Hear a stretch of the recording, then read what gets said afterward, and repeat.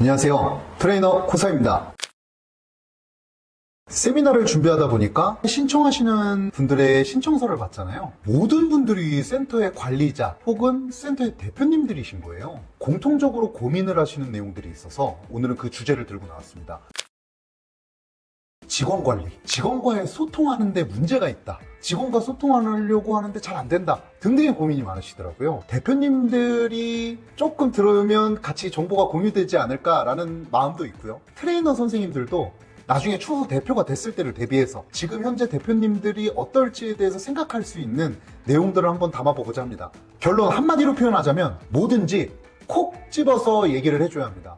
제안을 할 경우에도 콕 집어서 제안을 해주셔야 돼요.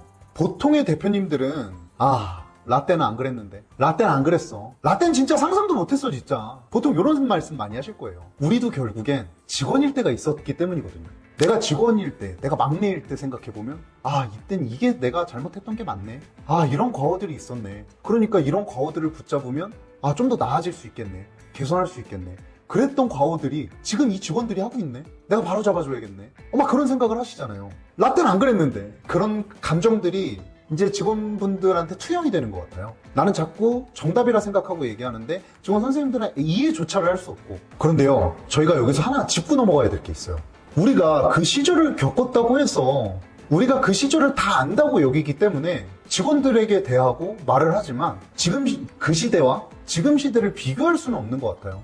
우리가 운영을 해봐서 알잖아요. 고객님들의 소비 패턴이라든지 고객님들이 원하는 트렌드는 너무 빠르게 지나가잖아요. 우리는 그 트렌드에 적응하면서 지내왔기 때문에 우리가 지내왔던 시대와 현재 트레이너 선생님들이 지내는 시대는 진짜 비교를 할 수 없는 것 같아요. 비교하면 안 됩니다. 우리도 그 트렌드를 따라가면서 변화를 하고 새로 변화되는 트렌드에 맞춰서 공부를 하잖아요. 지금 들어오는 선생님들이 우리 시절을 겪는 트레이너 선생님들이 아니거든요. 이 시절이 좋았다, 저 시절이 좋았다 얘기하는 게 아니에요. 분명히 다른 트렌드가 반영된 시대에서 우리는 트레이너 생활을 하고 있기 때문에 그 시각의 변화가 우리는 꼭 필요하다는 겁니다. 우리가 직원이었을 때 시대를 비교하려고 한다는 것, 그런 정도로는 직원 선생님들과 이제는 소통할 수 없을 거고요. 설득조차 할 수 없을 겁니다. 제가 지금부터 3가지의 방법을 제시를 할 건데요. 3가지를 제시하기 전에 대표님들이, 이제 곧 대표님이 되실 분들이 먼저 전제를 깔아놔야 되는 게 있어요. 우리도 직원일 때는요, 대표 입장을 알 수가 없었어요. 지금 현재 대표님들의 입장을 모르기 때문에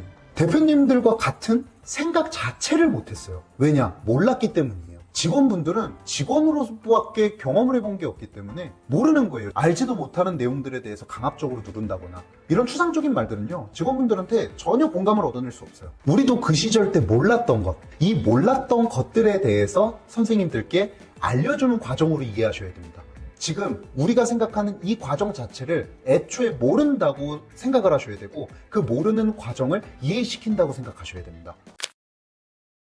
첫 번째는 충분히 설득시키고 납득시켜야 합니다. 우리가 모르는 걸 강압적으로 해라 하면 이걸 왜 해야 되는지부터가 떠오를 거예요. 그건 설득의 과정도 아니고 납득을 할 수 있는 과정이 아닙니다. 하나하나 짚어주셔야 돼요. 정답까지 얻어내는데 우리도 엄청 많은 시간을 겪었잖아요. 선생님들은 정답만 들으면 그 과정을 몰라요. 우리는 그 과정 하나하나를 일일이 짚어주고 선생님들께 이렇게 해보는 게 어떻겠냐, 또 이렇게 했으면 좋겠다 라고 하나하나를 콕 집어서 설득을 해주셔야 됩니다. 그리고 선생님들이 납득할 때까지 수도 없이 많이 반복을 해야 될 겁니다. 단순히 지시와 나의 정답만 선생님들께 강요시키고 주입시키는 게 아닌 충분한 예시를 다루고, 내가 이렇게 했을 때 이런 점이 좋았다, 이렇게 하면 이런 효과가 있다, 선생님들을 설득하세요. 정중하게. 어떤 과정을 거쳐서 이런 정답을 얻었구나를 알게 해야지, 과정이 생략된 정답은 선생님들이 절대 납득하고 공감을 할 수 없을 겁니다. 두 번째, 대표님들 감정을 배제해야 됩니다. 저는 그게 진짜 어려웠어요. 가슴이 시키는 대로 말하는 스타일이거든요. 그렇다고 해서 제가 막말을 한다거나 험한 말을 하는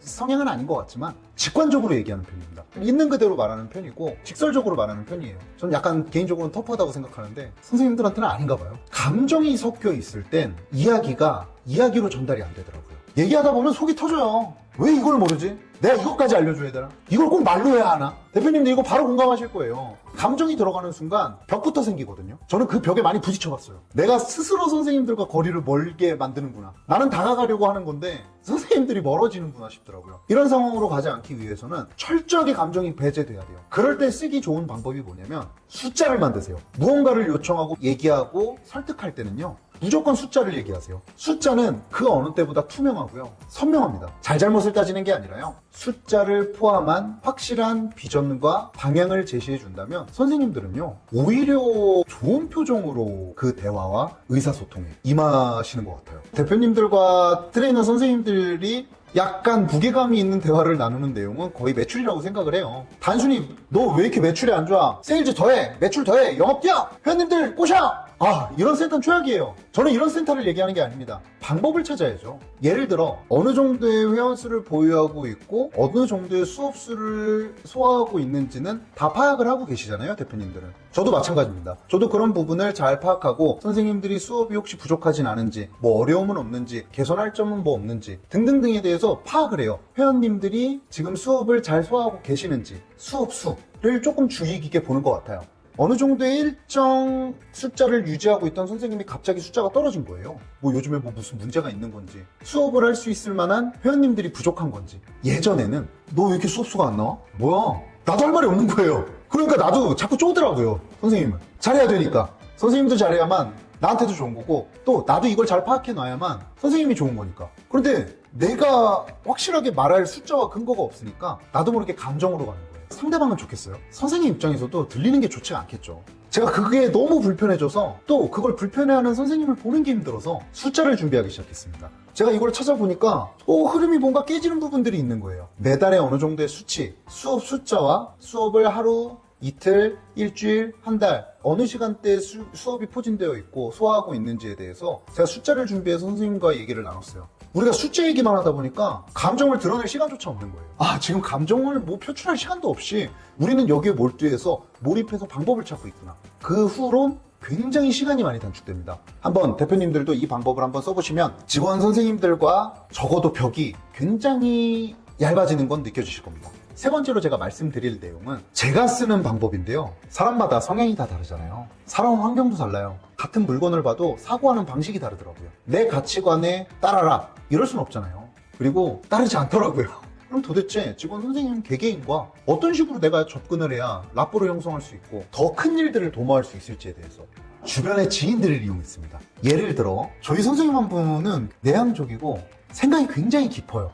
저는 단순한 편입니다. 굉장히 직관적이라 일을 질질 끌지 못해요. 그런데 직원 선생님은 그렇지가 않아요. 어떤 사건이 벌어지면 그 사건을 몇 번씩이나 곱씹어보는 성격입니다. 그래서 잘못을 찾아내고 자기의 의견이 맞는지에 대해서 충분히 생각을 하는 분이에요. 이 둘이 대화를 하려고 하니 대화가 뭐 됐겠어요? 이 선생님과 진정한 대화다운 대화를 하는 데까지는 1년이 넘게 걸렸습니다. 선생님도 피로감이 엄청나셨을 거예요. 선생님들의 MBTI를 분석하기 시작했어요. 너무 다르더라고요. 선생님의 MBTI는 I로 시작하는데 제 MBTI는 ESTP입니다. 공감 능력 결여예요. 인터넷에 찾아봤어요. 어떤 유형인지.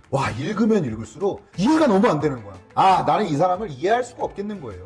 앞으로도 평생. 그런데 나는 이 선생님이 너무 좋아. 이 선생님의 잠재력이 너무 좋아서 이 선생님과 오래 일하고 싶거든요. 그럼 나는 이 선생님을 이해하는 과정이 필요한 거예요. 근데 내 머리로는 안 되는 거야. 글로도 읽는데 안 되는데 어떻게 마음으로, 머리로 이 사람을 이해하겠어요. 이와 똑같은 MBTI 유형을 가진 지인분들한테 다 연락을 돌렸습니다. 너 성격 나한테 한번 읊어봐라. 어떤 부분이 트리거고 내가 조심해야 되는 게 뭐가 있는지 너의 관점에서 얘기를 해봐라. 저 진짜로 이 선생님과 소통하기 위해서 1시간도 넘게 통화했어요. 이렇게 몇 명과 소통을 하다 보니까 이들한테는 내가 말했던 것들, 내가 행했던 것들이 잘못으로 느끼더라고요. 나의 행동, 나의 언행이 이 사람들한테는 상처가 될 수 있더라고요. 난 상처 줄 생각이 1도 없었는데 이 대화에서 왜 상처가 나오는 거지? 대표라고 해서 이들을 이해 못하면 그 센터는 굴러가지 못할 겁니다. 이렇게 한 명 한 명의 성향을 파악하고 조언을 얻고 방법을 얻으니 선생님과 마찰을 겪을 일이 많이 줄었어요. 그리고 좀 의견 충돌이 있거나 뭔가 서로 핀트가 안 맞을 때는 저는 또 전화해요. 친구야, 선생님이랑 이런 얘기했는데 선생님은 이렇게 받아들이는 것 같지 않은데 너의 생각은 어떠하니? 그럼 친구는 또 신나서 얘기해줘요. 야, 네가 잘못한 거야. 너 선생님한테 그렇게 말하면 어떻게? 선생님 상처받는 거야. 그러면 빨리 가서 치료해줘. 저는 또 쪼르륵 가서 이때 또 아까 말했던 명백하게 얘기해 주는 거예요. 저의 의도는 이런 부분이었습니다. 선생님이 오해하지 않으셨으면 좋겠습니다. 이렇게 얘기하잖아요. 선생님 이해를 하기 시작하는 거예요. 진짜 이 방법 한번 써보세요. 그리고 선생님 개개인 분들과 이런 면담을 갖는 시간들, 그분을 이해하는 시간을 한번 가져보십시오. 그렇게 되면 10발자국 다가갈 거 5발자국만 다가가면 되는 상황이 될 겁니다. 오늘 이 세 가지를 얘기하면서 저는 선생님들과 많이 가까워졌다고 생각하는데, 물론 선생님들 이야기도 들어봐야겠죠. 아마 대표님들도 직원분들과 소통이 어렵다면 이 방법을 써서 거리를 좁혀보는데 사용을 해보셨으면 좋겠습니다. 저는 또 다음에 다른 주제를 가지고 찾아오도록 하겠습니다. 감사합니다.